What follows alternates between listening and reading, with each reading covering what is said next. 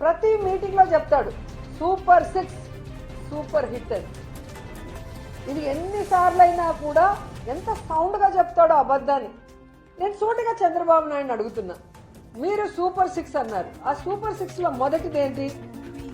ప్రతి నిరుద్యోగికి ఉద్యోగం ఇస్తాము, లేదా 3000 నిరుద్యోగ భృతి ఇస్తామన్నారు.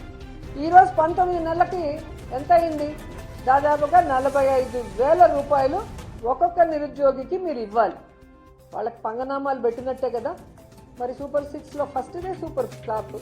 మరి ఎట్లా సూపర్ హిట్ అని మీరు చెప్తారు? ఇక రెండోది, 2 కోట్ల మంది మహిళలకి ఆడబిడ్డ నిధి. ఇంట్లో ఎంతమంది 18 ఏళ్ల పైన వాళ్ళు ఉంటే అంతమందికి 1500 ఇస్తా అన్నారు.